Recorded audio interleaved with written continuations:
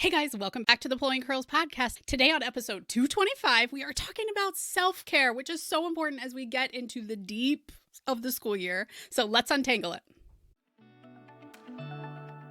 Hi, I'm Hillary, a serial overcomplicator. I'm also a nurse, mom to 3, and the curly head behind Pulling Curls and the Pregnancy Nurse. This podcast aims to help us stop overcomplicating things and remember how much easier it is to keep things simple. Let's smooth out those snarls with Pregnancy and Parenting Untangled, the Pulling Curls podcast.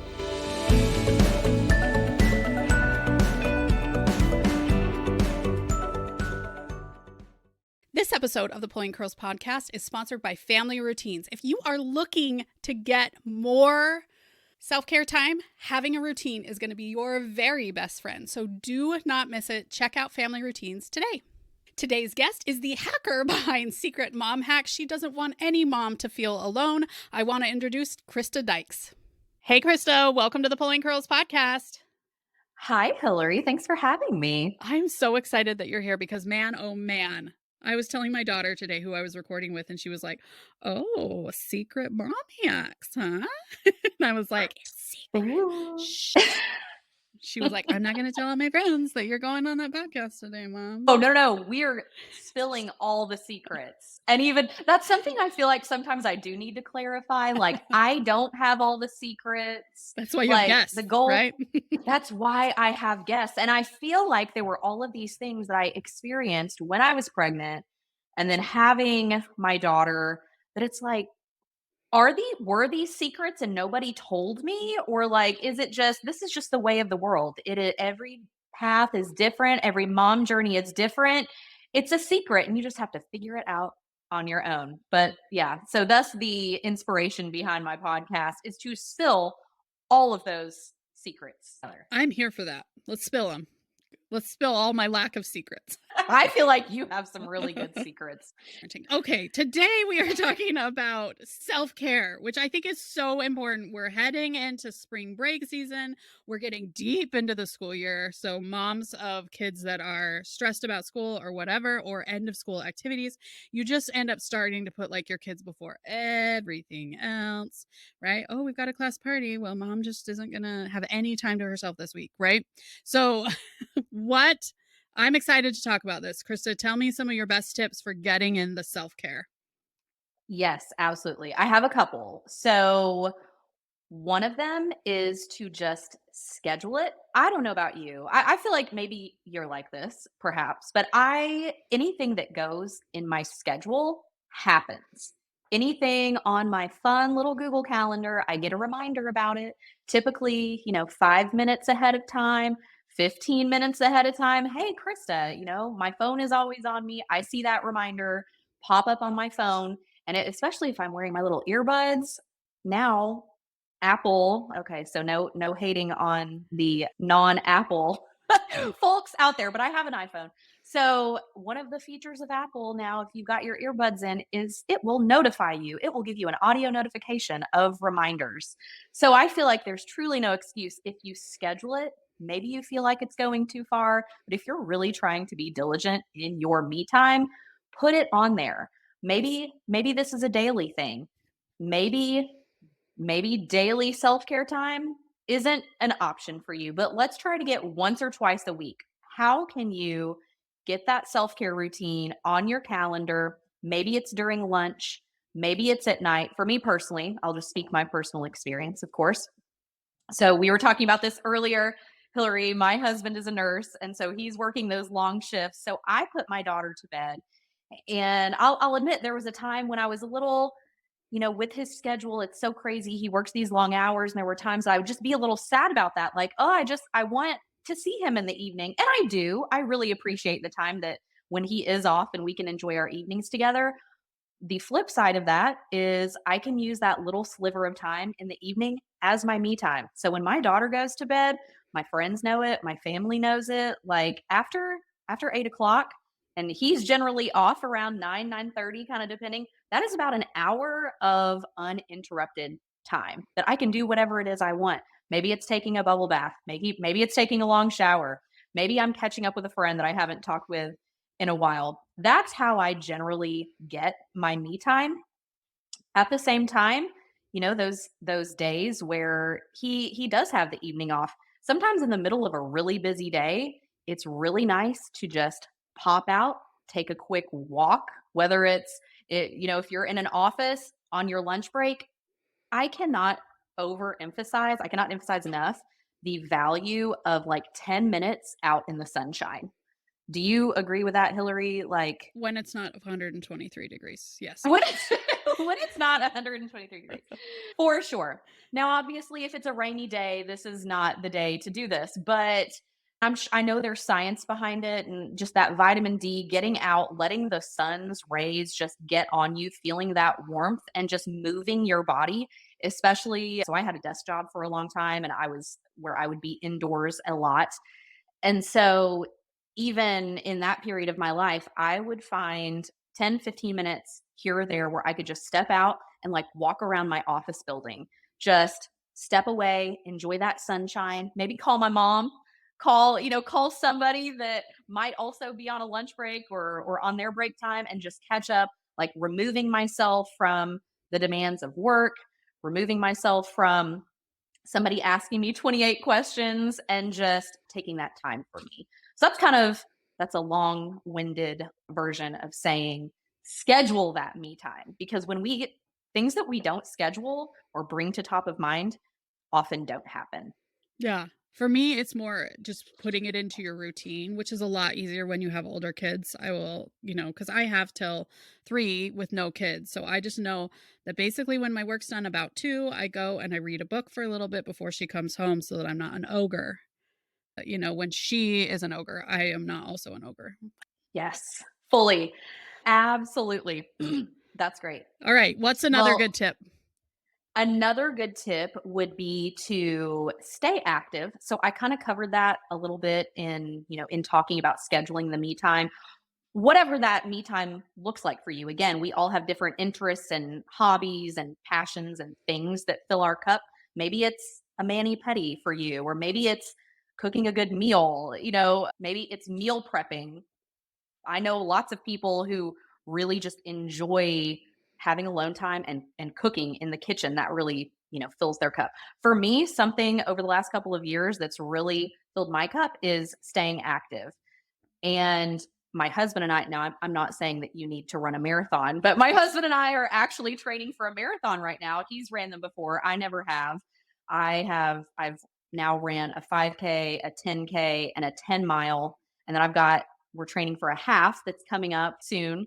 And then this marathon. But if you would have told me 3 years ago, I guess about 2.5, 3 years ago is when I started running. If you would have told me I would have been training for a marathon, I would have laughed in your face because, quite frankly, even the 10 mile would have sounded really intimidating. So, but for me, there's something about and again, kind of like being out in the sun. I don't know all of the stats and facts behind this, but it's just really good to get out and move your body. I mean, I don't know about you, there have been times where it's been a weekend where we're just like so lazy on the couch watching movies. And that's nice. Every now and then that's really, really nice. But there also comes a time where it's like, okay, now I'm feeling really restless. I'm feeling like I'm charged up. I need to get out and start moving. And so for me, maybe that's taking a walk with my family, in the park. Or maybe that is, while my daughter's visiting with grandparents and my husband's at work, maybe I do get out and maybe I run 2 or 3 miles or whatever. Again, I think it's going to look different for everyone. The sheer thought of running for some people, I'm sure, like makes them completely stop in their tracks. Maybe it's doing yoga or Pilates or Zumba or truly and for me, the running, it really all started with just taking walks and just being outside and enjoying nature, putting on a good podcast. I listen to so many podcasts, of course, not just the mom and parenting podcasts, but there are some fabulous comedy podcasts. If your thing is true crime, like whatever it is, I love getting out and just being active, putting on a good podcast, laughing. Because again, laughing, it releases those endorphins, similarly to just staying active and moving. But that would be my biggest tip to stay, or my next tip rather, would be to stay active, in whatever way that looks like for you. If you can walk a half a mile and that's a stretch for you, then do that. And then maybe next week try to walk 3/4 of a mile, stretch yourself just a little bit. But I have found that just getting out and being active does wonders for my mental health and just feeling like I'm doing something to take care of myself, kind of what you were saying, not being an ogre when when your daughter gets home. I am such a multitasker, and when I'm in the house, I find myself doing 5 things and not always completing all of them. And it's really sometimes hard for me to stay focused and like just finish, one task and then move on and finish that next task.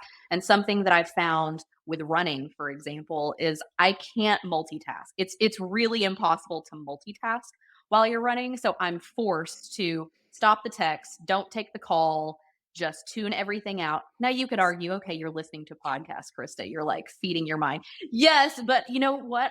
It was actually hard for me to start listening to podcasts until I had gotten a little bit further along in that running journey because I was so focused on just, okay, you've got to run for 15 more minutes or you've got like a half a mile more. Like just listen and stay focused.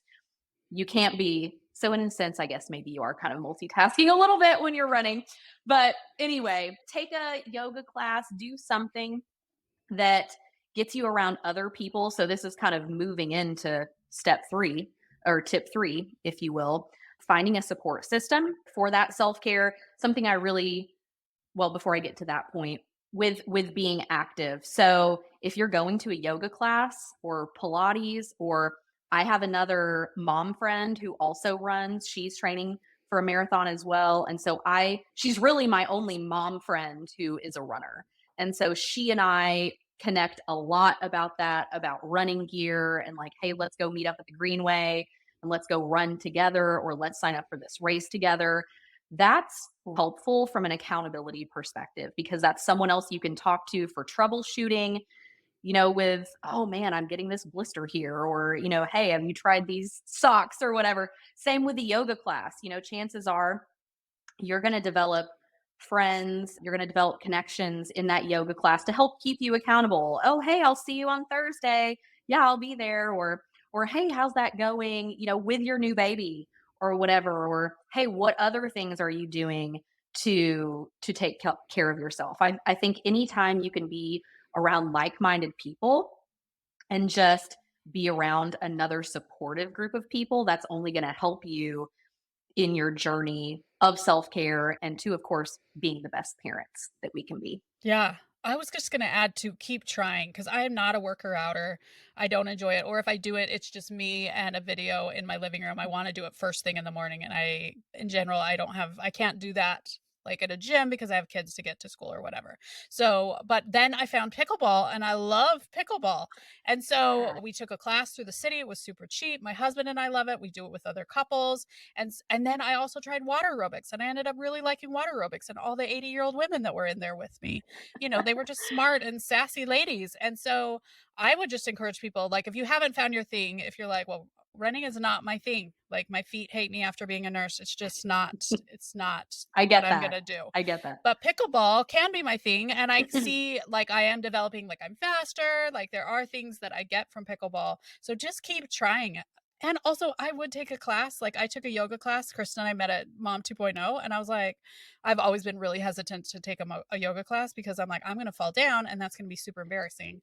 Right. Because I fall down in my living room, but it was great because other people were falling down and we were all just like enjoying it Yes. together. And so I'm like, maybe I should take a class. Although that sounds horrible. I'll just stick with pickleball right now. But I do like the idea. And especially like we have a community center that has pretty short-term classes available in a lot of different subjects that are pretty reasonably priced, like under $50 for a month or so. And you can just try some different things and see what you like and maybe build your community. I love what you say about that. Yes, 100%. And so we're actually members of the local Y here. And I don't know if this is something that they do at all of the YMCAs, but they have an awesome childcare program. So that was something so when so I'm homeschooling our daughter. And so she's just starting kindergarten. And prior to that, she had been in daycare. And so I would be able to, while she was at daycare, I could do whatever I needed. I had lots of me time, I guess you would say, kind of organize my day really in the way it made the most sense. Well, now with her not going to daycare or not going into a formalized like school setting per se, we're doing the homeschool thing. We've got a local co-op that we're going to throughout the week as well. But being able to like take her to the gym with me and know that like she's going to go in here. She really looks forward to going to the gym now because she's made friends in the childcare area. And it's like, ooh, that's 2 hours of uninterrupted time where she can go in there and have fun.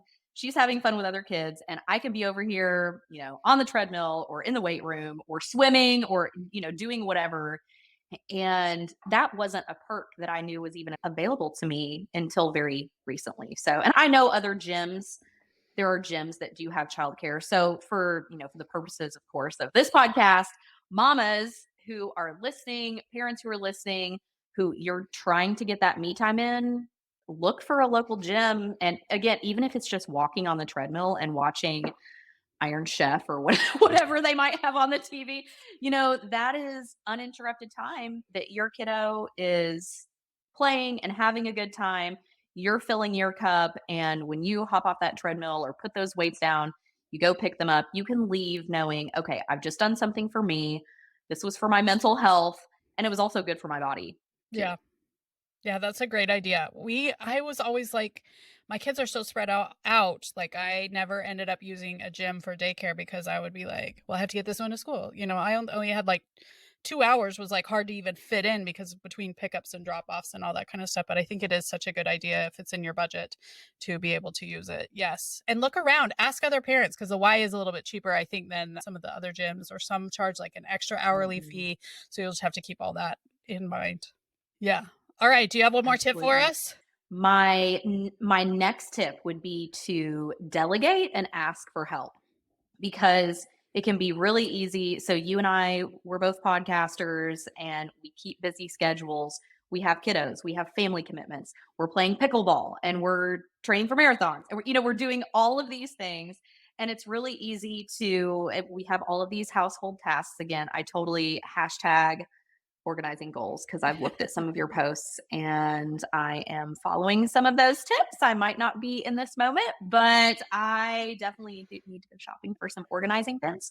That's all I'll say. I mean, are we Um, all following all those tips all the time? I have a thing about my daughter's organized under her sink, and her bathroom looks like a bomb went off of beauty yeah. care, so it's fine, it's fine. But yes, delegating and asking for help, even if it's with your kiddos, giving the kiddos responsibility. But something with my daughter, I delegate a few tasks to her. We don't have a full blown chore chart. That is something that I intend to get started within the next couple of months. But I have a few tasks in her room that every day she is responsible for. And also not being afraid to ask for help. So whether it's asking for help from your kiddos, asking for help from your spouse, asking for help from grandparents. So again, just personally in our situation with me homeschooling our daughter, and having this podcast and having lots of goals and things we're looking to move towards, it was really important to have childcare help because it is difficult. With my daughter's 5 right now, it's difficult to have interviews or be editing or any kind of planning with like a barrage of interruptions and love her to pieces. I mean, that's just what happens when you're 5 years old. So that was a line that I had to draw in the sand, with my husband. I was like, we've got to get the childcare situation figured out. So whether that's help with parents, we have a cousin that we can ask for help with. And then we also have some great drop-in childcare resources here as well. I fully get that grandparents and family members and friends, they have other lives too. And sometimes our schedules don't align. So whether it's if we're unable to rely on them in a given day or week for help with her, then saying, okay, well, we're going to have to look at a childcare option and go drop her off at the drop-in childcare or whatever. So just knowing that it's okay to ask for help. So whether it's like I was saying from our perspective, the childcare perspective, or whether it's organizing.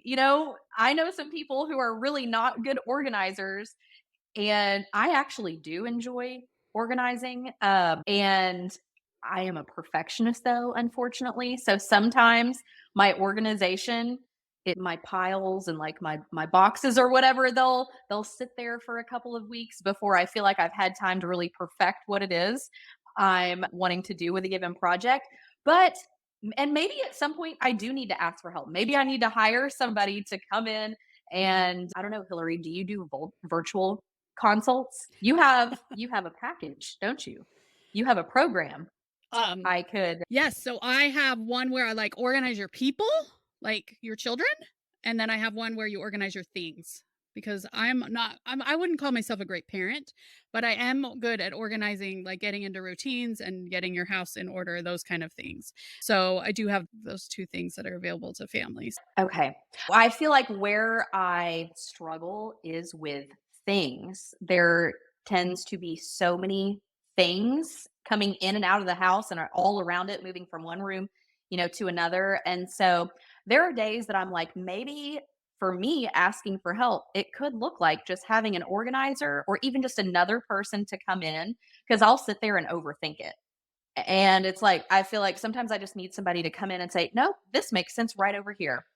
So, anywho, the point that I'm making is that it is okay to delegate tasks. It's okay to ask for help, realizing that we're not all perfect.